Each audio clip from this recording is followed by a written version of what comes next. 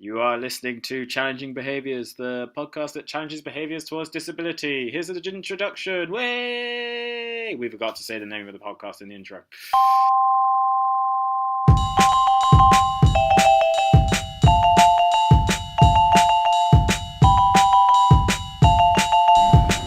Hello there. Well done. We're in a train station. Tom is once again feeling very nervous about recording an intro in public. But we've just got back from London with Sally Phillips and Hayley Goleniowska. We had an absolutely lovely chat with them. We could have talked with them all night, I think. Great discussion. Unfortunately, we had to leave the premises that we were on, so otherwise it could have been like a 3-hour episode, who knows. But they were both very lovely, and we're very thankful for them to give us their time, because we recorded this on March 21st, which was World Down Syndrome Day. So you can follow Sally Phillips on Twitter at Sally E. Phillips, and Hayley Goleniowska is Downside Up, which is also the name of her blog. So do give that a look and have a browse at that. Butchers. At some point, we do talk about what is potentially quite a sensitive subject for some people, but just listen to it. Tell us what you think. What subject? The subject was the idea of abortion, choice, etc. Yeah, which we realise may cause some people to feel a little uneasy when hearing it discussed, and that's perfectly fine. It's a tricky subject to talk about, to hear, but we hope it's something you engage with. Yeah. Any other business? Cool. We'll see you on the other side. Bye. Enjoy, or don't. Do what you want.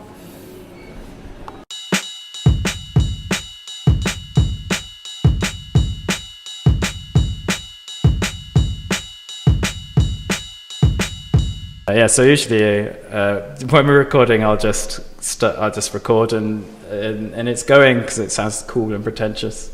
So on that note, we're recording. So hello everyone. Hello. Hi. We have some lovely guests today. Yeah, we do. Awesome. Would you like to introduce yourselves? I'm Sally, and I'm an actress. That always sounds so low rent, doesn't it? I'm an actress and writer and comedian of sorts. Maybe I should say comedy actress, in that I act funny, and then if people act that I'm funny, the whole thing works well. And I'm also mother to 3 boys, single parent to 3 boys, Ollie, Luke and Tom, and Ollie, my eldest, is 13 and has Down syndrome. And I'm Hayley Goleniowska, friend of Sally's. I met Sally when I played a small part in her amazing BBC documentary last year, World Without Downs. I write a blog called Downside Up, and I'm mum to 2 girls, Mia, who's probably shouldn't say this, but stroppy 14-year-old, and Definitely shouldn't say no, that. she really should. Can we take that out? She's also very gifted at editing. She's an amazing 14-year-old, and Natty, who is 11, and Natty has Down syndrome too. Yeah. So. And I believe she's doing a stage show today. Well, she's just started at a new specialist school, and which is fantastic because she's now included in all aspects of school life. But this is her very first stage performance at our local town theatre. Oh wow! In a dance production, and I'm not there, so I'm feeling all the bad mummy vibes today. But it's lovely to be. But I think she has reenacted it several times for you, hasn't she, in the kitchen? So you have seen I've her seen bit, it. I've seen it in the kitchen. She's lifted. And she's held aloft by 2 strapping guys. Oh, She's strapping lads. She's excited for it. 6 years older than she is. So she's going to love it, and I'll hopefully get some pictures later. Yeah. But. Brilliant. Awesome. Cool. To begin with, I guess we've kind of spent the last couple of days sort of poring over stuff that you've done in this field, and I guess we just wanted to speak to you both about, as it's World Down Syndrome Day, your experiences, like your first experiences with Down syndrome, if that's okay, if you can Do you want to go first? So first experiences or first sort of thoughts about what it might mean, or sort of a minute. For us, well, we didn't know that Natalia had an extra chromosome until she was born. So Down syndrome was identified about 5 hours after birth. And I have to admit that I was completely ignorant. I thought I knew what it meant, but actually looking back, that was a very outdated sort of stereotype. I imagine that she'd have sort of NHS haircut and... I have to say, Ollie has a really, truly appalling NHS haircut because he's cutting his own hair as a teenager. He's trying to get it to look like a footballer's and keep hiding the scissors. But have you noticed, it's like at the front, he's actually got, that thing that trendy girls used to have, the special needs fringe. It was about 1.5 centimetres long. Well, Natty now has a sort of strip at the front. A gap in her eyebrow where she found me as tweezers. So, on we go. But I did think that Natty would be very, very quiet and possibly, quite ignored and sitting in a corner. And she's very far from that. She's a life and soul of the party, as is Ollie, and they're very great friends. Yeah. So I think for me, everything that I've learnt since Natty came into our lives bears no resemblance to what I thought Down syndrome meant before. I think the very first time I saw anybody with Down syndrome, I was pregnant with Ollie, and I was researching a film that I was writing, and I'd gone to Bute. Do you know Bute? It's like it's in Scotland, yeah. It used to be a sort of holiday destination for the Scots. And they have a haunted Victorian toilet on the pier. What happened in that? And I was exactly. Kind of, it's now an architectural, I don't know, relic or something. But anyway, Protected. And they were protected, and there were suddenly about 20 or 30 people with Down syndrome there, and I remember having the thought, oh, this is where they send them all to the islands, because I'd literally never seen anybody with Down syndrome before. And suddenly there was this huge group, and I remember being really aware that, you just didn't see large groups of people with Down syndrome in the places I lived. So central London, theatres, cafes, well, quite a lot of bars at that stage, I'll be honest. Maybe not the pregnancy, but, living in North London, I didn't really see anybody with Down syndrome. And the irony was that I didn't know I was pregnant. I did know I was pregnant, but I obviously didn't know I was pregnant with somebody with Down syndrome. Yeah, it was. And so then it was a bit of a crash course once he was born, and when he was born, the doctor was extremely nice, and so was the nurse. The nurse actually cried, and the doctor said he was sorry. I think, to be fair to the doctor, he did try and deliver the news neutrally. I think ours did too, but our midwife cried as well. Yeah. So it kind of sets that tone that it's really bad news. And the midwife who was trying to break the news to us kept asking if we had any Chinese heritage.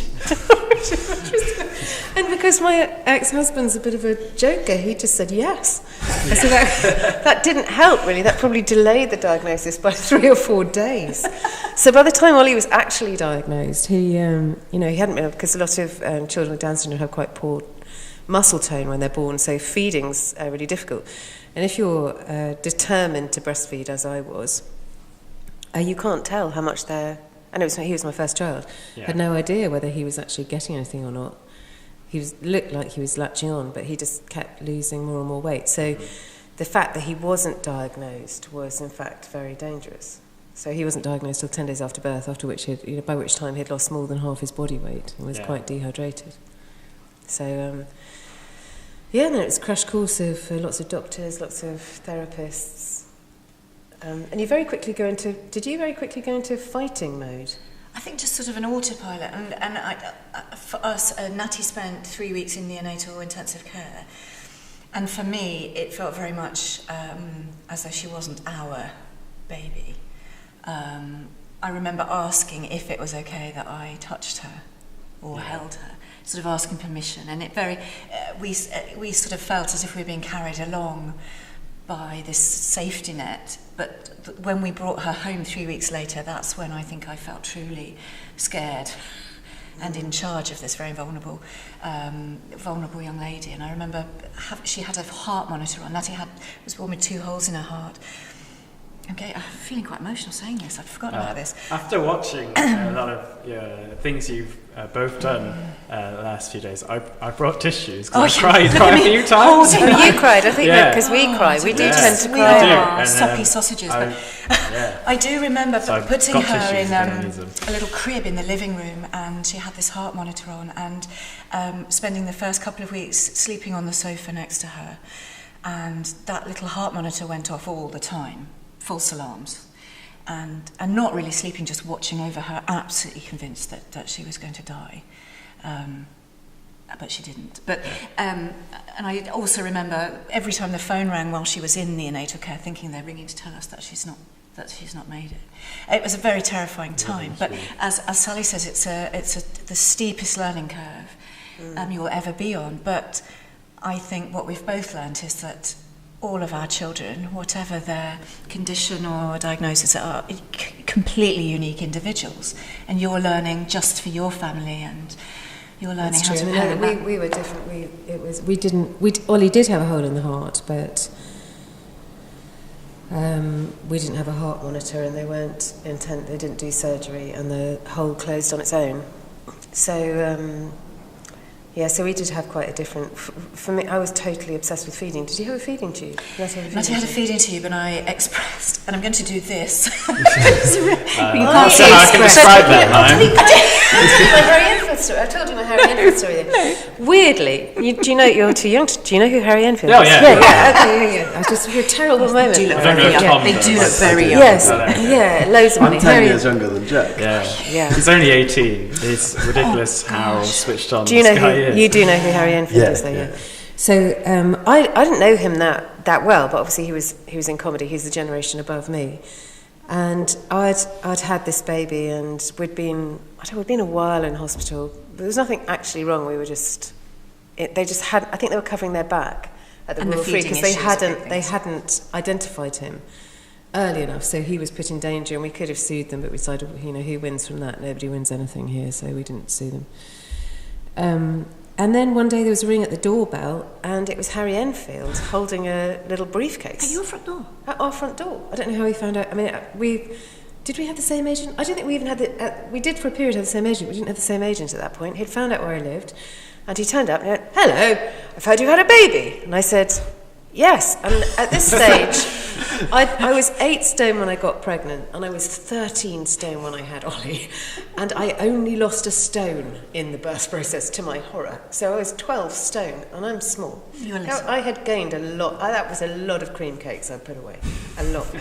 And I had this horrible, which I thought would be luxurious, white company brown terry toweling dressing gown.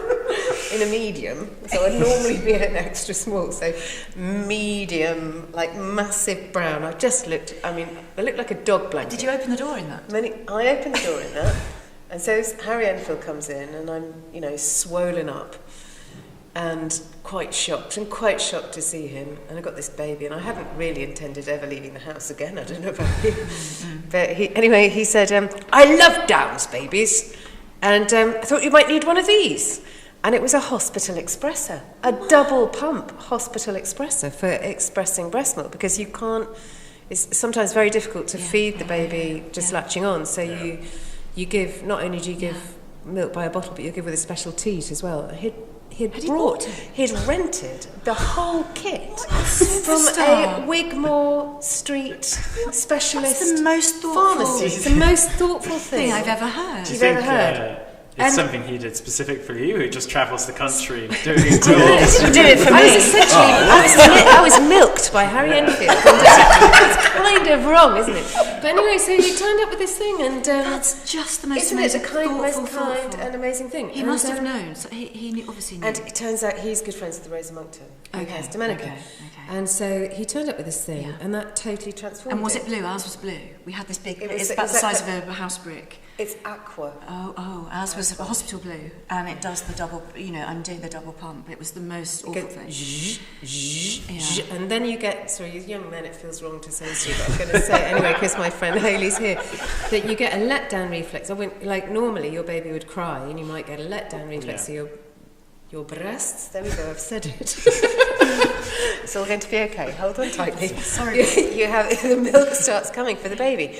But on my body, thought I'd given birth to when I started cleaning my teeth with my electric toothbrush, my body I would get the letdown reflex. If there were roadworks because of the noise, because of the expressor. That's hilarious. Awful, because I was expressing for 6 months. Yeah. But anyway, when I took this thing back 6 months later, by the stage Ollie could feed, Harry had paid for the whole thing. Oh Wow. What a gorgeous man. What a gorgeous man. That's amazing. Well, we had one lent to us from the hospital, but Not it made everyone such can be lent a breast by Harry and Phil. But it made such a difference to us that we fundraised and were able to buy 5 for the unit afterwards. All family and friends pitched together. But yeah, never underestimate a practical gift like that. You know, a little Especially cool box, from Harry Enfield. especially from Harry Enfield. The other thing that made a big difference is Rosa Monckton, who Harry then asked her to write to me, which she did, and she wrote this letter about Domenica. And the thing I really remember was she said, Domenica loves The Simpsons. And I'm thinking, she loves The Simpsons, and it's all right. It's all going to be okay. Simpsons is great. Yeah. This 9-year-old has fantastic taste. Fantastic taste in comedy. As long as it's possible to have a taste in comedy, everything's going to be okay. Yeah. And I think it's that kind of story that shows you just it's sort of an opening of the curtains and a little insight into ordinary life. So there was a neonatal nurse where Natty was, who had a daughter. She has a daughter who had been grown up now, who might have been about 18, who has Down syndrome. And she lent us a family photo album. And it literally just had grainy snaps of kids opening Christmas presents, sitting on the beach, eating ice cream. And in exactly that, in the same way that you describe with The Simpsons, I remember Simpsons. I remember thinking, we're going to do ordinary family stuff. Yeah. Maybe in a slightly different way with a few adjustments. But we will go to the beach again. And we live in Cornwall, 10 minutes from the beach. But when Natty was born, I thought we would never go to the beach again. Yeah. It sounds ridiculous to say that now. But that's what I thought. It's one of those things that I had growing up, where when I told family stories to friends, they'd always be pretty much the same, but with a tiny little bit of added what we would call crazy, where something had just gone kind of you could say wrong, but in a way that was just brilliant, and that made it 10 times better. But it is a thing that when you first come in, when you've never had an experience like that, it is just this idea that you walk into a setting, or if you're going to a youth club or something, it's just what am I going to talk about? Clearly they have an additional need. They're not going to like anything I like. It's a weird one that people just don't realise. Discussed as kind of a preconception where you're not going to have similar interests, and I don't know where that stems from. I guess it's I don't know who decided it, but we've kind of done this thing. I think both of us, this reversal. Where at the beginning, it was so important to hear of all and see all the things that were the same. And now I have an absolute, a bit like you're saying, I really rejoice in the things that are different. The other things I really, really, really love. The random things Ollie says when he wakes up. He woke up this morning, sat up and went, Mum, can I have a pet lizard?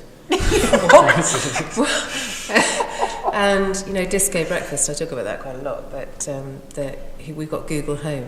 Oh. And, the day starts with, hey Google, hey Google, and then then there'll be a disco of some kind, 5 days out of 7. And a lot of dancing. Just our lives are full of a lot of dancing, a lot of the time. A lot of dancing, and then just great. I mean, things like the other night, he went, Mum, I fart sparkles. And you go, brilliant. I mean, maybe families that don't have, as you say, a sprinkling of crazy, maybe they have that sprinkle. too. Every family needs a fart sprinkle. Yeah, glitter sprinkles. Yeah. It's I always used to find my friends. I hope my friends don't hear this, but when we were growing up, I used to find their stories really boring because no one had accidentally blurted out a really awful swear word, or kind of just because it was all of us as well. It wasn't just Connor, but we were just all we lost that air of people kind of looking at us or giving funny looks, because we were kind of so used to it that all of us would just be ourselves, and it was kind of an awesome way to.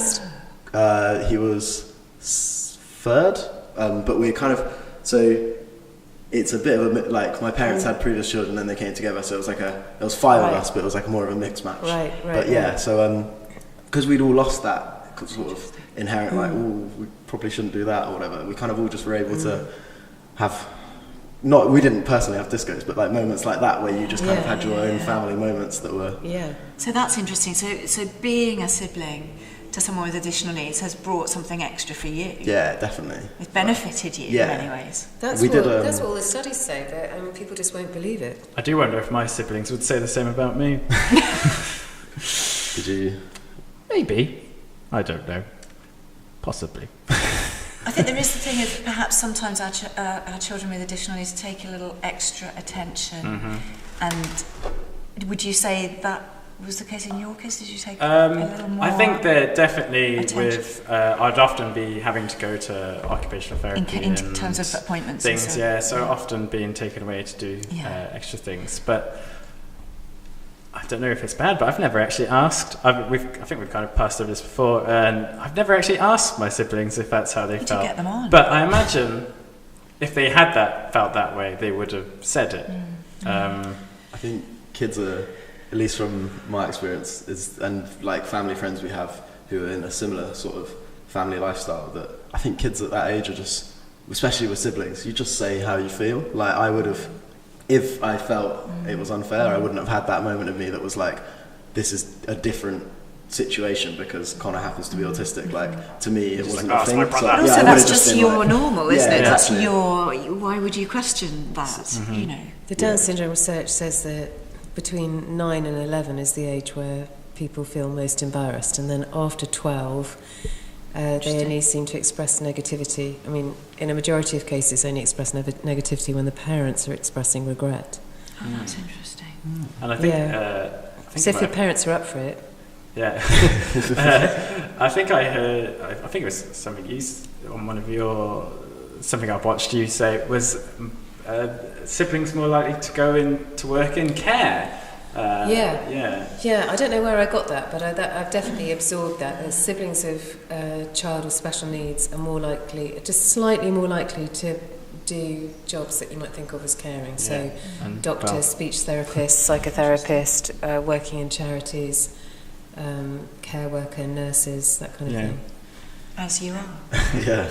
Well, that, I think I've spoken to, so where we work, that's been said before, that quite a lot of our volunteers, which is how I started, quite a lot of them are siblings who then come, because I think it's not an unknown to you, and you know that hanging out with someone with learning difficulties or autism or Down syndrome isn't a big deal, whereas it is a bigger deal when you've never met anyone and you feel like you're kind of letting yourself into some sort of crazy world where it's going to be impossible to do anything. And do you think there's an element of wanting to make the world a better place for I think like your sibling?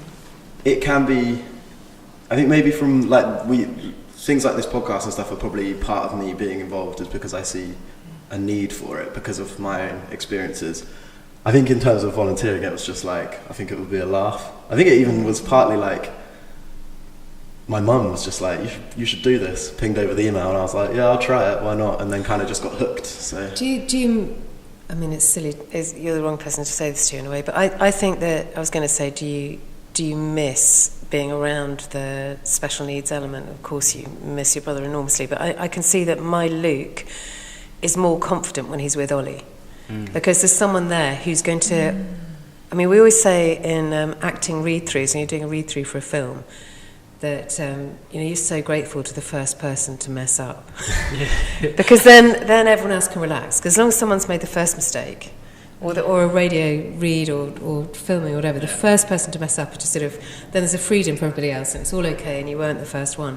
And in a way that's what I observe with certainly my elder two, that Ollie will be the first person to make a mistake, get it wrong, spill something, break something, do something appalling, fart probably. And also I think our kids are great icebreakers in terms of talking to new people for the first time. You go on holiday, Natty's certainly the first one to just walk over and say, can I play with you on the beach, or can I have some of your ice cream, or whatever. So Luke gets to come in and be cool behind. Luke always looks cool next to Ollie. Although he doesn't really, not in a mature way, because Ollie really doesn't care what people... Well, he does care, actually. He does care what people think, but he's much more... he's much braver about putting his whole self out there than any of the rest of us are.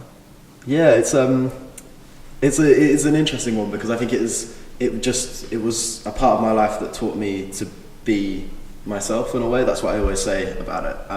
It was just kind of firstly, I was the youngest of 4 anyway, and sort of thinking they were all really cool was just a general part of it. But also, Connor's just behaviour was so, he was just himself all the time, and people loved that. And I just remember thinking that kind of, even, when going through that like 10, 11, 12 sort of secondary school part, I always remember thinking like, I'm going to try my best to fit in, but I'm not going to be sort of obsessed with it, because I know that when I reach all my older siblings' age, but especially, seeing it through Connor, is like people just like people to be themselves. And even, I guess it comes from, in a way, because Connor's himself was different to how my other siblings, them being themselves, was.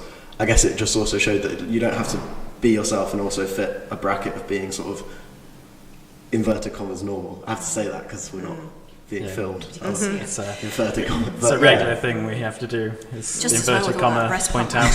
But it is an interesting question, isn't it? Because I've got this thing at the moment where Ollie's at secondary school, and kids with Down syndrome, the outcomes are much, much better if they can hang on in a mainstream, as long as the mainstream is supportive. And we do have a mainstream school that is supportive. But Ollie's behaviour is letting him down. And in the majority of cases where where the school is prepared to learn and the child can do the work academically, it's behaviour that ends up with a child with Down syndrome being excluded. And my problem is I absolutely love the way that he behaves a lot of the time. I find it's a bit like, Equus, where they cure the boy and they take away the thing about him that is kind of remarkable. And I really love Ollie's sense of humour, and his timing is fantastic. And his timing comes from disobedience, like a lot of timing does. It's always it's being contrasuggestive, and he gets a glint in his eye. He once asked for a pizza about every 5 seconds for 1 hour, and it was like the Harry Hill. Do you know Harry Hill? Yes. Oh, I love Harry Hill. Harry Hill. He used to do, when he first started, he used to do this. We called it the beds jokes. We go, I went past this shop, and it says we sell beds. So it just went on. Like he said, and you know the shop, don't you? You can see the paint. And that was like an amazing joke. So you just keep going. So it would be funny, and then it would stop being funny, and then you go, I have to kill myself now, and then suddenly it was funny again. And it sort of goes around like that. Yeah, and it's like Stuart Lee's All Things Bright and Beautiful thing. All things. I say all things. That's covered in the purple-headed mountain. That's covered in all things. Yeah, and so Ollie's relentlessness, I really love, and his absolute joy at crossing the line, and I don't know, his uniqueness, and I now have to force him to conform and fit inside a box, or he's going to have a bad life, and I find that really tough. Yeah, I used to work in a primary school, a mainstream primary school, and I can it was always the most challenging thing is when behaviour that challenges is being done. I don't know that's the right word. And it is hilarious, and you have to, in the kind of the school's eyes, at the same time, just trying to contain that laughter. It was always such a hard thing to do. I was like, I just want to laugh at you because you're being very funny. I want to laugh and show you that nothing. Making someone laugh is one of the best feelings in the world ever. Yeah. We've got so many slips of paper now from the secondary school. I mean, it is amazing Ollie hasn't been suspended. But, I mean, they come in and they're like, this is a two-day suspension, 2-day exclusion for, and you look at the box and it says reason for calling the deputy head a lard head. And Nadia had one for calling her classroom assistant I'm going to say this very carefully, slug. Ollie's best one was when he wants to be a fireman. and contrary to what he said on Sky News this morning, he didn't understand them. They said, what do you want to do when you finish school? And he thought they meant today. At the end of so school day. So he said, dance and play hide and seek. And they're like, oh, ha, ha, ha, how to... And I sort of was cross because he's more intelligent than that. Yeah. She spoke very fast, and finishing school can mean two things. Can mean at the end of the day, can't it? But anyway... He wants to be a fireman, and school has said, when he does well in a test, how can we reward him? And I said, well, he wants to be a fireman, so maybe he can water. They've got a vegetable garden outside the domestic science lab, and I said, well, maybe you can, maybe he can water the plants or something. And they said, great. It was just a very stupid idea, and they should never have listened to me. So he gets 10 out of 10 in a science test, and they say, congratulations, you can have 5 minutes on the hose. He goes out, takes off the hose. And then they go, well, you've had your 5 minutes, it's time to give it up. And and the school, if you imagine, they've got a sort of central courtyard, and there's 2-storey buildings on 3 sides, and classrooms, windows looking out on this courtyard. And he's in the centre of the courtyard with the hose, and he's wanting to make new friends. And basically, whenever a teacher came near, he just squirted them head to foot. Well, legend. So that is very badly behaved, and he wouldn't give it up. And whenever anyone went to the tap, he absolutely drenched them. And so huge numbers of staff were soaked, and it wasn't a warm day. And so, of course, he must be suspended for that. But in a way, it's fantastically smart, isn't it? So he's wanting to make friends. He can't use language like other people can use language. He can't go up and just chat to people about bands or football. So he shows everyone he's got a great sense of humour. Does this thing that most of the kids in school would love to do. Yeah, the dream, to spray all your teachers with a hose. But don't you think it's interesting that before we have our babies with Down syndrome, before that's identified, and when it is, we're given sort of just a list of medical characteristics, or this very medical. Whereas Sally and I have just sat here this afternoon and literally just talked about anecdotes and funny stories and put personality traits, and really, that's what we see. It'd be great to write maybe you should ask for suggestions, like if you were going to write a description, because the medical model of all these disabilities is the thing that has priority everywhere. So, I don't think medical model tells you anything about... No. I mean, you've told me about your medical condition, but I would never be able to tell. Yeah. It's not the thing I meet when I meet you. Yeah. And similarly... with Ollie, but there are, the medical side of Down syndrome, but there are characteristics that a lot of people with Down syndrome have that, it'd be funny to write up that description, wouldn't it? Yeah. May at 13 spray teachers. Brutally honest to the point of, Natty will say she loves giving compliments, but sometimes it might be, sort of I really like your big nose. Yeah. Yeah. Or as she actually said to a man on a train, I love your spots. That's the kind of thing I've experienced a lot of, just working with people with learning disabilities in general, especially with spots. They love it. They love spots. Yeah, but then to point them out, to be like, oh, right. You got lots of stuff on your face. Yeah, what's that on your face? Oh. It's great. But of course now having a slightly older teenage sister, it's Mia, I really like your spots. What she says to Natty has the most incredible composure. She just can hold...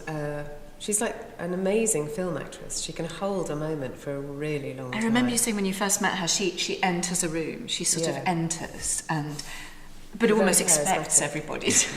I think that is... someone did say that living with somebody with Down syndrome is like living with a celebrity. Well, that's it. And I think they're used to being centre of attention wherever they go. Ollie's much less like that now, I think. You think? Okay.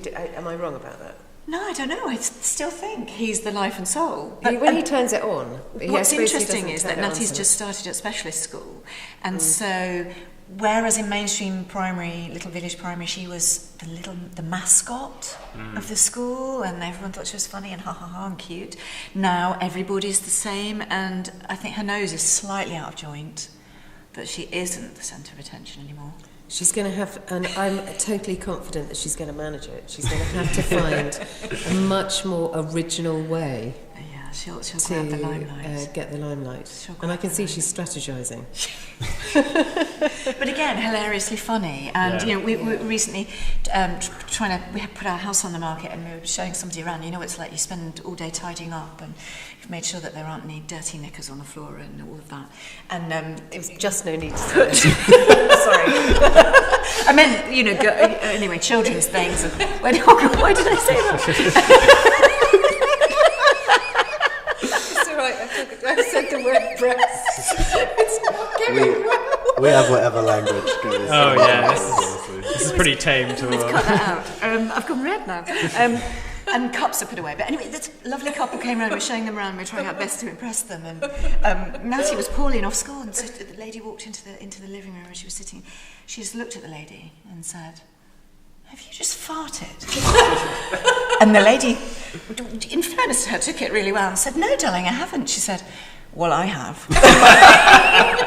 It was just that comedy timing, and those moments are priceless. Yeah. But enough of those stories. There are never enough of those stories. That's the thing. As a comedian, I look at Ollie, and I sometimes look and I go, "How did you do it? How did you do that?" And it's like always funny. Like always funny. I find that I can only be absolutely sure of being hilarious if I'm in something where I'm not allowed to be funny, like a murder mystery, like Midsummer Murders. Midsummer Murders, it's like walking across a field of landmines. It's almost impossible not to be hilariously funny. And you're not allowed. It's awful. Death in Paradise. Hilarious. Absolutely hilarious. He's very naughty. Sorry, we're taking over. Oh no! There are very serious people with Down syndrome as well. I mean, we're the child. And I guess we shouldn't sugarcoat things. There are worries, and there are. Yes. We have had ups and downs. I think that's to use a cliche. But that's partly why you laugh such a lot. I think yes, and maybe laughter is what keeps us all going, isn't it? Maybe. It struck me the other day that I suppose I live in a part of London where there's more degree-educated non-working mothers than there are in the rest of the country. So this may just be where I live. But it struck me that all the mums in this particular class, we were all worrying the same amount. We were just worrying about different things. I remember when I was teaching English, when I was your age, teaching English as a foreign language, and there was this guy who was teaching English for business. We were all really jealous. We were like, he had a suit so he could get away with it. Like, how do you teach English for business? He was going, it's very simple. Instead of teaching the cat is on the mat, you teach the product is on the market. You literally just change the nouns, and that was the lesson. And I feel like it's exactly the same, that these other mums, they're worrying about Suzuki violin and which fantastic school, and I don't know whether to do Mandarin. I said that in sync. Whether to do Mandarin, and we're worrying about getting extra occupational therapy, or extra speech therapy, or pencil grips. Can we get them to the inclusive swimming group? Because not you and Natty, but my Ollie struggles with his weight. How can I get the extra sports? I mean, we've just changed the nouns, but actually we're the same as all other mothers, and that we're worrying exactly the same amount. I think that's really an interesting point, because I think been all parents. It's amazing. You're always this time of day. day. It has been a long day. Knickers. I think we can get some more naughty words in before the end. But I think the minute you become a parent, you are consumed with worry, and I think that Mia has caused me as much worry as Natty. There's something incredibly freeing about not having to fit the norms. All bets are off. And it would be great if we had the courage to apply that to our other children, and we don't quite.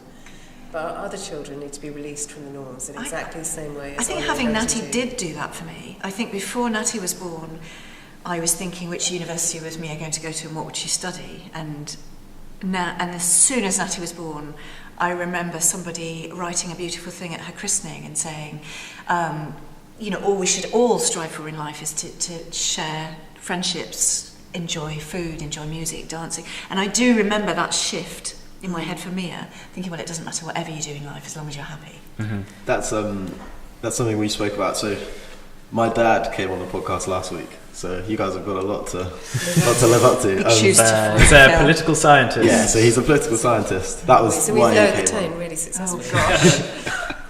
But so High five.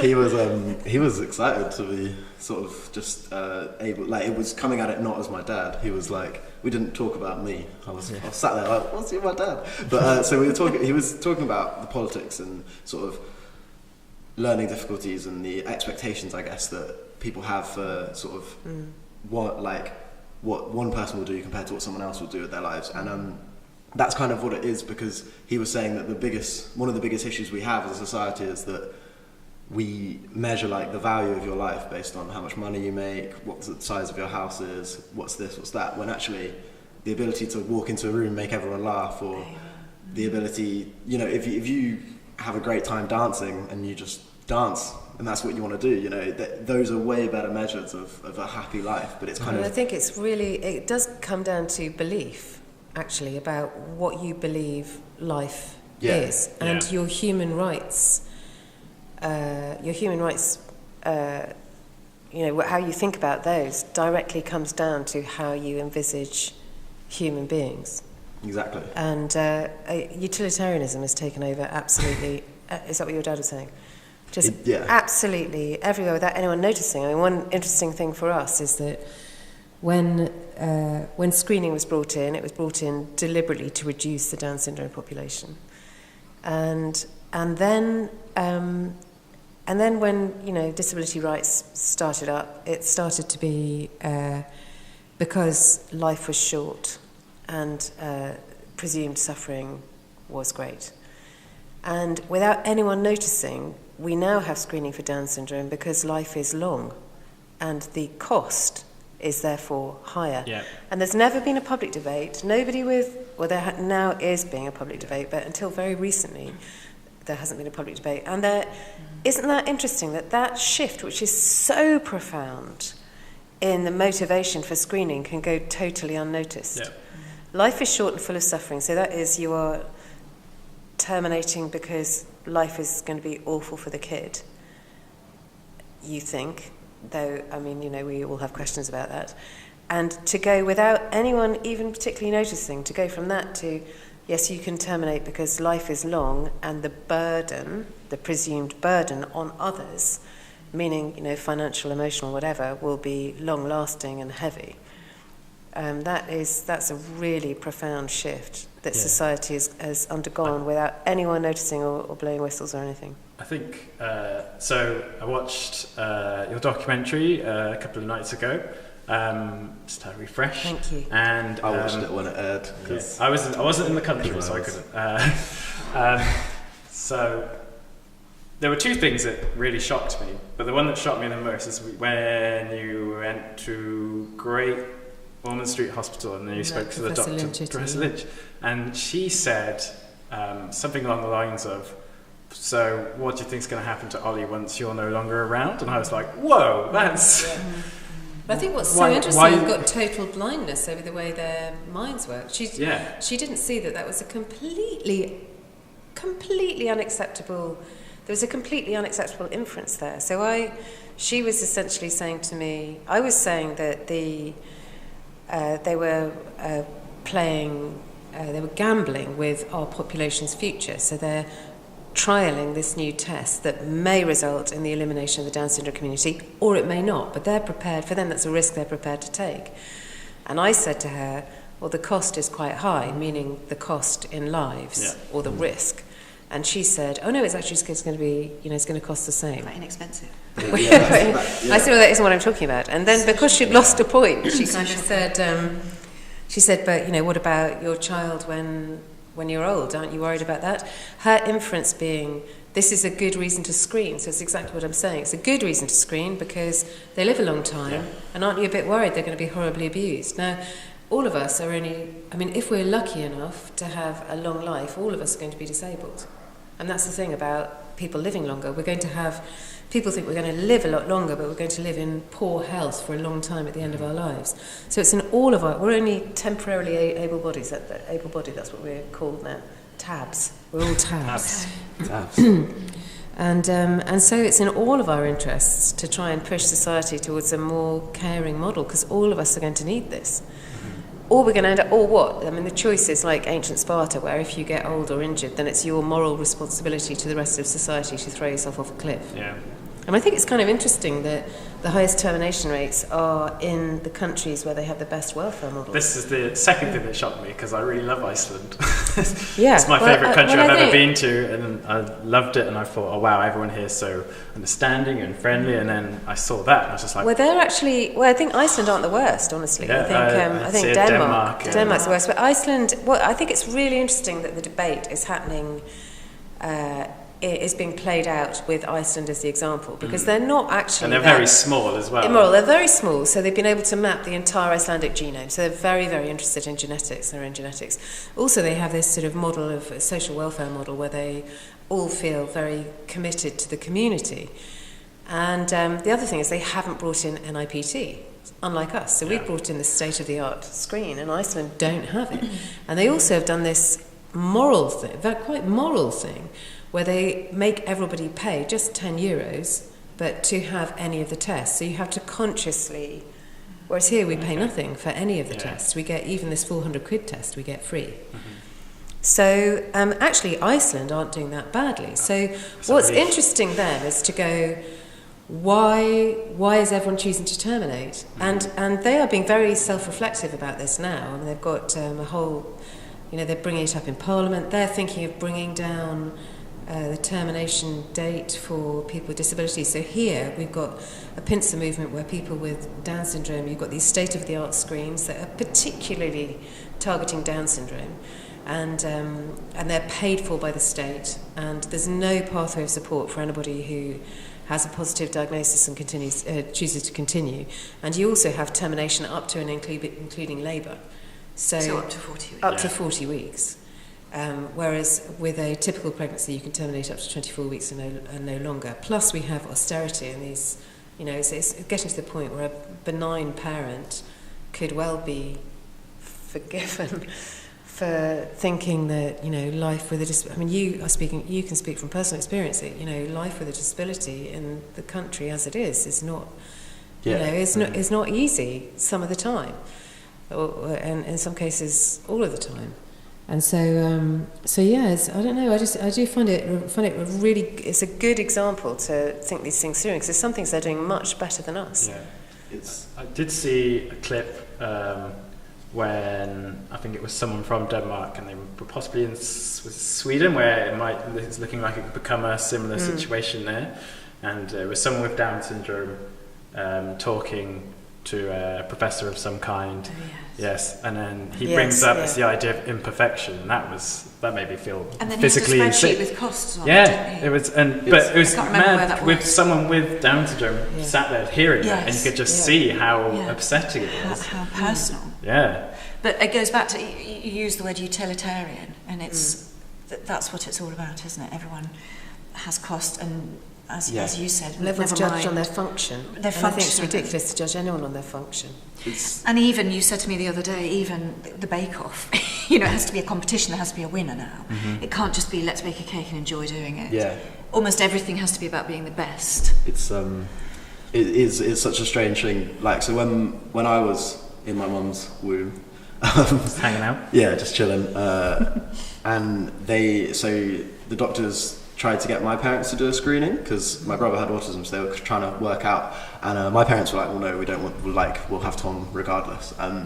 But it's really interesting that it's sort of completely okay to say, like, well, we should screen for this and we can potentially eradicate Downs or whatever, and that's completely okay thing to do. But it's sort of it's eugenics, and it's trying to get rid of something that there is no reason for it. It's not life. I think what I object to more than anything really is that it's opportunistic and it's for profit.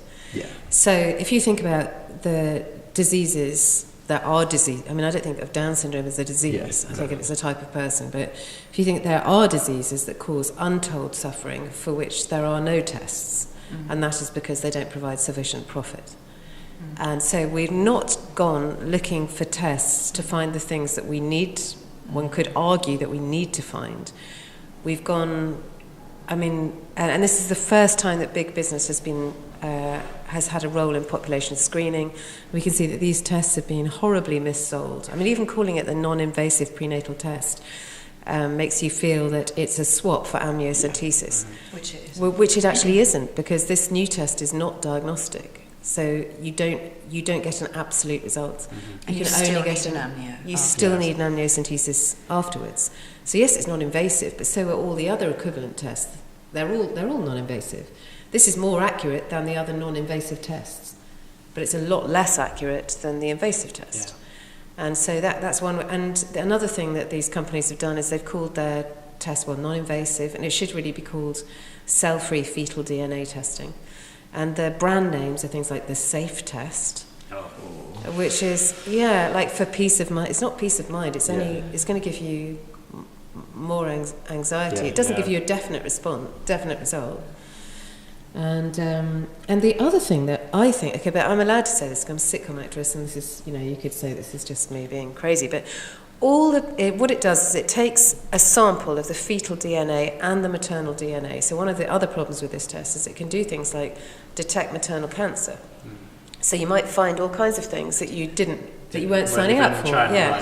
But also, what happens to this DNA? What's happening to this DNA? So we know already from companies like 23andMe, where they sequence your genome and find out your ancestry. Their business model is I don't know how much they charge, but something like they'll charge you £250. They'll take your DNA, you scrape the inside of your cheek or spit in a jar or whatever it is they do, and then you answer a load of questions.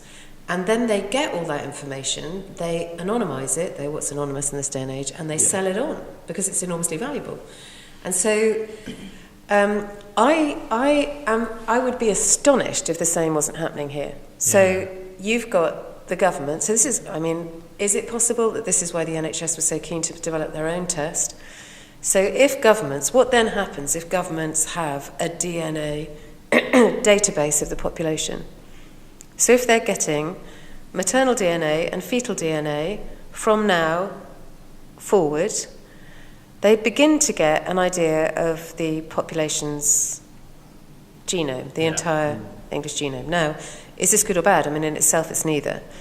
However, you can see that utilitarianism what can then happen is that, again, I'm a sitcom actress and writer, and so I'm constantly using my imagination, and maybe I've just imagined this and I should write a futuristic sci-fi novel about it, but it would not at all surprise me if the government or big business are compiling a genetic profile of the UK to then be able to make, and also you notice David Cameron has become a consultant for one of these companies, to then make decisions about how to budget healthcare-wise, which sounds great, doesn't it? So brilliant. We've got a profile of the UK's genome. We know that half the population are going to be carrying the gene for Alzheimer's, let's say. So let's pour loads of money into Alzheimer's research because we're going to need lots of that. Now, that sounds really, really sensible, but once again, it means that anyone with anything rare or anything unusual gets left behind. And I think that's something I'm particularly worried about. It's one of the things that happens with utilitarianism. It's kind of great as long as you have all the same things as everyone else, as long as you're completely average in school, as long as you want to do an average job and live in an average place and wear average clothes. But if you're in any way exceptional, if you have special needs, any kind of disability, if you've even got unusual tastes, or I think that you are at risk. Yeah. So who would invest in rare cancers? Who would invest in rare? Well, what happens when you get a rare cancer? So I have concerns, and I think we need to be alert, and we need to. It's great to have an opportunity to talk about these things. Do I sound mad? No, it's really interesting. No, I think. I think it's really interesting that the people who are really pushing NIPT are a lot of them in charge of personalised medicine. So Lynn Chitty is in charge of the 100,000 Genome Project. At Great Ormond Street. And science in itself is not good or bad, is it? Or is it? I don't know, this is an interesting moral question, but I think what we choose to look for can be good or bad, and what we choose to do with the information that we find out and the tools that we make can be good or bad. And I think we need to be an awful lot more alert ethically than we have been, and think through the impact of some of these things, especially us in the disability community. We need to, we need to get our cannons loaded, get our lanterns lit. And I think the very common thing that we hear all the time, isn't it, Sally, is, it's about choice, it's about choice. Now, I believe very firmly in choice, but when you're not being given the full picture, when you're just being given one tiny slice, and things are being portrayed in a particular slant, then you're not being given a choice, you're being guided or herded in a particular direction. That's it. And so, Nick Rose at King's has written a book called Governing the Soul. It's like one of the classics of sociology, where he sort of exposes how government, it has been for a while, the governments of the world engaging with our psyches, trying to herd us down certain paths. Yeah. And you can certainly see that with prenatal screening, where the government think it's in their interest to reduce the number of people with disabilities born.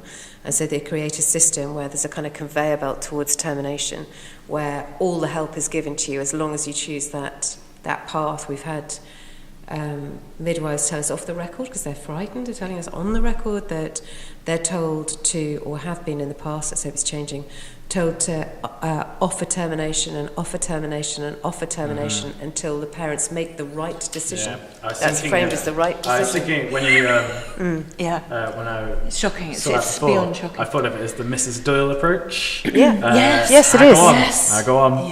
Go on. That's go it. on. So You right. don't know what I'm talking no about. idea what My that friend, is. it's a sitcom called Father Ted, completely fantastic sitcom written by Graham I've seen Linehan. some Father Ted. And Arthur Matthews, and there was a character called Mrs. Doyle, played by Pauline McGlynn, completely brilliantly, who came and said, would you have a cup of tea, Father? Go on, like that, and There's no saying no. Our friend Boo Lowe, who's done such a sweet video for World Down Syndrome Day, her daughter's only about 18 months, I think. She was rung and offered termination 9 times by the consultant. 9 times. And she was rung as well. Rung at home. And that's these are big people that have harass. made the decision to continue a pregnancy, and that's not an isolated story. That's standard. It's one of those situations where kind of the information out there is so skewed that you can't. It's difficult. Like you need to be given the right choice, not just like you were saying. But I also think that there is something ugly. I mean, I'm going to say it, all right? I'm going to say it. It's brave of me to say this, because if you say anything at all that implies that women's choice should at all be curtailed, you get disemboweled. So I'm just going to hope that no one listens to this episode. But I must say, I think that there's something so incredibly ugly about a group of essentially empowered people baying about wanting the choice to eradicate another population group. I think that's one of the most revolting things. And I think it is helpful to start dividing pro-choice and pro-life up a bit. And I think I've only got 4 categories at the moment, but I think there should be more. So I think it is helpful to think about pro-life and pro-birth. So there's some people who are just so committed to the baby being born, they're not committed to bringing about social change that will make that life good. And it's just an ideological thing. They don't really care about the mother. They don't seem to care about the mother, don't seem to care about the baby. And that's really obvious in some parts of the States. So like people who would shoot an obstetrician that seems nuts. So there's pro-birth and pro-life, but there's also pro-choice and pro-abortion. And there are some people who are so, I guess, delighted that abortion has been allowed, and it does free women such a lot. It frees them, especially in the developing world. It frees them from, when you're having situations where people are being raped as a kind of casualty of war and things like that, frees women up, and although putting one life over another is always kind of tragic, I think it is a necessary evil in places. But people who are so taken with that, and who are so sure that the fetus is not a life, that they are seem to be passionately promoting abortion itself. as opposed to promoting choice. And you'll spot that with people who don't want more information out there, really, because they'll say it confuses mothers. Like, why would it confuse? If you're making a decision that difficult, why would you not want to have all the possible up-to-date information? You would really want to know. If you're really pro-choice, you're pro-information being out there. And there are people who are against that information going out there, who are against us telling our stories, because they say it just confuses the issue. And these are people who sort of deep down believe that people only continue the pregnancy out of fear of termination, and they see their job as making, giving women the courage to terminate. And I'm sure, these are not stupid people, and it's not that, but I think that they can overdo that. In the same way as we can, we're guilty of overstating how positive our lives are. I mean, we have lots of laughs because we also have lots of tears. That's true. Yeah, it's very much the biggest overlapping problem and it comes into this screening argument, is that people aren't aware that if they, like, Down syndrome gets grouped into, and a lot of things like autism stuff get grouped into the same category, that they are sort of life limiting and kind of things like that, which is kind of, and they come under the bracket, and at the end of the day, it's a choice, and whichever one you want to make, I stand by. But it's if you're given information that your baby is going to have a worse life, it's all about you need to. That's my problem with it, is that there is I've seen stories of people talking about how, like, they've been told even that their baby won't be able to do X, Y, Z, and then their baby has gone on to do that. It's moments like that where I don't blame mothers for aborting, and I don't think that they were wrong too, but I just think we need to, as a culture, it needs to be, as you said, to be like truly pro-choice, you need to have such an idea of what it also means respecting whatever that choice is. But I think we have to, and that no choice look wider. I mean, I do think abortion is essentially a tragic thing for everybody, but I think it's necessary. But I think we need to look at why abortion is necessary. So, if we didn't have these war crimes where loads of women are being raped, where, here, if having a baby at 16 wasn't going to totally ruin your life, which... So it comes down to support. Well, it's societal, there's a great, lack of equality in society for women, but even more so for people with disabilities. So, as the welfare system is being dismantled, it is becoming, it is becoming harder and harder and harder for people with disabilities to live. And we can't just point out that the tests are eugenic. We have to also really deal with the dismantling of the welfare state, I think. I think it's outrageous what's happened. I mean, people not being able to get to the polling booths, people not, the access to work being taken away. This is something we actually talked about last week, and a 6-week delay for benefits. I mean, 6-week delay. How on earth are you expected to survive with that? I mean, people with, you have a lot of. I noticed this in my industry where we want to employ more people with disabilities, but most jobs, like a sitcom would be 6 weeks, or 6. Excuse me. 6 episodes. I choked on a chocolate chip. I literally did choke on a chocolate chip. Yeah, so a sitcom would be 6 weeks or 8 weeks. And it's just not worth someone's while to give up their benefits to take that job. It's very, very hard if you've got to put your personal assistants in place and all the rest of it. So we need to, it's very, difficult issues.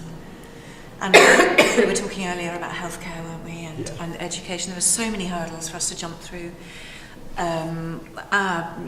Young people are still young people at the moment, but it's still the EHCP process we're going through at the moment, education healthcare process. That is such a whole. It's like an assault course of hurdles to jump through. It's taken a year of our lives. It's very depressing. Need I go on? Shout out to people that have helped. Angus. Yeah, we've had a lot of help from Barney Anglis, who writes at Aspi de la Zouche on Twitter, and he's been great at going meticulously through Natty's EHCP with us, point by point by point. But I think, is it right? He has Asperger's disorder. He does have Asperger's, which is what he writes about on his blog. He's an SEN consultant, but I think unless you really have someone that knows what they're doing, I'd have been completely lost with that process, and it is very tricky, and still we're finding that the parental contribution is not being listened to and is being discarded, and unless there's professional evidence at each and every point on that plan, it's not being taken into account. Well, you know all about this, don't you? Like the family's views are just not taken into account. Exactly. And in terms of EHCPs, I did training on them on Friday, but it was really interesting because me and my colleague went, and then we were pretty much the only people there who weren't parents, and it's kind of, why do the parents have to do the training on this? You need a training course. It's because no one explains to them, or the information, a lot of them were saying, the information they were given was false and was kind of to stop their children getting EHCPs and things like that. So it's a real issue. Or to make them very generic and very simplistic. And we found from the statement to the EHCP, shall I say it? Political correctness gone mad. So the statement used to identify areas in which Ollie required help, like what the problems were and what was needed. Okay. Whereas this was, who am I? What do I like? I like doing this. What do my classmates like about me? And it seemed to be much harder to get the needs down and how the needs needed to be met. I think we did it that way. But maybe that was Barney saying, we're going to do it that way. We need to get Barney. Maybe. Sounds amazing. But each county does it differently. So that's another issue. You can't just go online and kind of pick up a template because each county is different. So, but it shouldn't be that hard. Yeah, exactly. Exactly and what you just saying there. Shouldn't be the parents' jobs to sort of pour over. They didn't, that's unless we do, then. Yeah, exactly. Unless, like the parents there were saying, they didn't have the knowledge that they were gaining from the training. They couldn't do it. They wouldn't get an EHCP, or the EHCP wouldn't reflect their child's needs, or this. And it's my advice is always to find. Sorry, that chocolate chip is long lasting. My advice is always to find a parent of an autistic child, because they're always, not always, but nearly always amazing at this. Mm-hmm. And I've copied their templates. They're so thorough. But apparently I've heard, again from Barney, that EHCPs for young people with autism are far, far more detailed, because autism is the watchword at the moment, and there are far fewer young people with Down syndrome, and that isn't the watchword, and they are, and this is a very upsetting phrase, but they are sort of yesterday's children. They're almost historic. Yes. Because why would you bother putting training teachers when the population may be about to disappear? Autism teachers, don't you? Specialists, but there are no specialists in Down syndrome. I was thinking in places like Denmark and Sweden, when it does come to World Down Syndrome Day, what's the reaction going to be? Say it does become, the word I've seen a lot is eradicated, which tell you what really has bothered me about, it's Denmark, isn't it, where they had, is it Denmark or is it Holland where they had? I think Holland. With Denmark, where they had an advert on the side of the bus paid for by the Ministry of Health that said a Downs baby costs €1 million a year, which is literally inciting hatred to the parents. But also, these are completely fictitious numbers. Yeah, that's just... So either not I, but lie on a bus. They went in and they said, the local DSA were like, tell us, where did you get these figures? What are these from? Like, where do they... And also, what does a normal baby cost? And just give us... Let's have... If we're going to have... If this is the debate, which it requires everyone to come clean and say, okay, we're all in with utilitarianism. If this is the debate, then let's have it, but let's use accurate figures. Yeah, you can't. Right? And the other thing is that the other thing they are discussing there is whether parents who knowingly have a child with Down syndrome ought to be fined because they're imposing a financial burden on the state.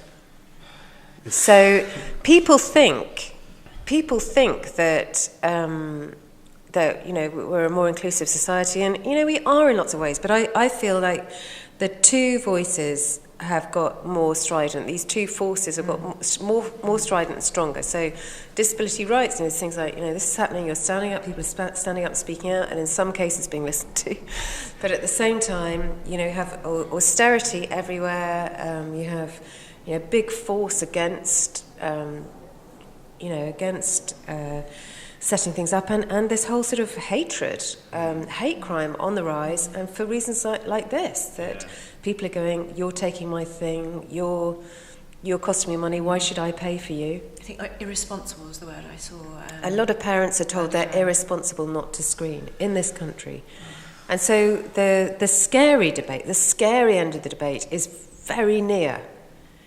And there's academics writing papers like that. We have a moral obligation to produce the best possible children, and they're taken very seriously. That's developing into sort of Aryan style. Well, it is, and yet, if you say the word eugenics, everyone goes, "Oh, can't bring the Nazis into it." You lose all respect if you do that. But I don't see the difference. And if you look at I do see the difference. The difference is that it was compulsory. By the end, it was compulsory in Germany. But if you look at the conditions for it, you had, problems with the economy, and you had ideas of eugenics gaining popularity amongst academics. And you have exactly that. So you have John Harris, Peter Singer, Julian Savulescu addressing Davos. Toby Young. Oh. Did you follow that? Yeah, we did. I did feel a blog post. Did you? Yeah. I felt a bit sorry for him in the end. I did spend a day not trolling him, but kind of following him around on Twitter, holding him to account every turn. I felt a bit guilty after that. Sorry about that. But it is interesting that someone said to me the other day that. They were talking about baby P, and they said those two should have been sterilised. They shouldn't have been allowed to have children. So this is not an unsayable thing that we should sterilise people at society. I mean, maybe that was the answer there. I don't claim to have any of the answers to these questions, but it's just interesting that is a thing that can be said that couldn't have been said, I don't think, 15 years ago. Yeah, unfortunately. I could sit here all evening and talk to you, but we only have the room to, now basically. So we're going to have to wrap things up. Lovely to meet you. Thank you so much for coming. Yeah, great. So amazing to meet you. Thank you. You are really inspirational young men. Really driven to do something a little bit different. We're actually really pro-screening. We forgot to say. I screened with all three of mine.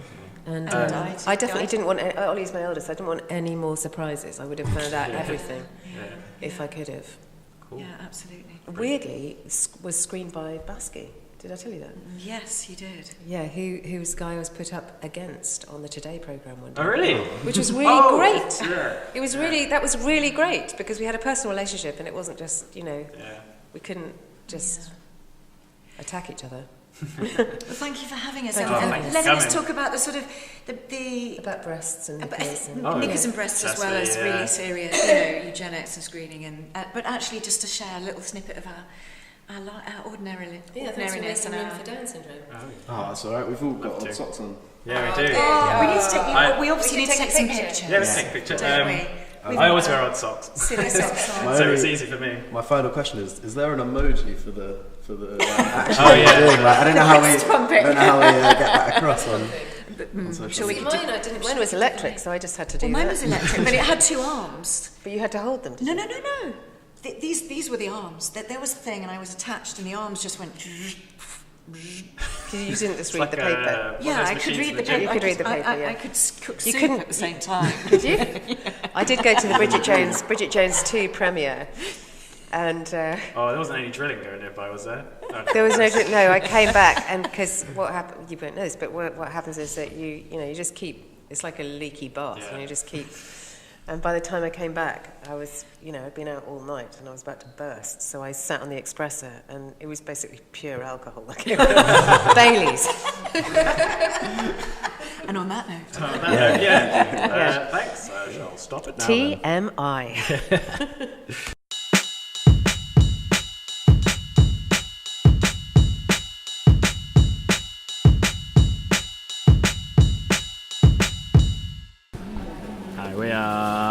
we're in a train station still there.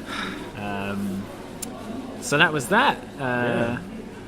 Once again, thank you very much to both enjoyed. Sally and Hayley, especially Hayley. She brought us a book as a present, which was very kind of her. And for making the time for us, which is very cool. I've had to make a promise to Tom that I won't sing because we're in public and he might melt. Not like melt in the sense that like, oh, isn't he dreamy? But melt with embarrassment. Twitters for us, our own ones. At RapidRhino123 is me. Tom is at RapidRhino123. I am at Wasps Kill Bears. There's a story behind that. And together we are at Challenging Pod. There's the WordPress, challengingbehaviours.wordpress.com, which may be updated one day, who knows. And you can email us at challengingbehaviorspodcast@gmail.com.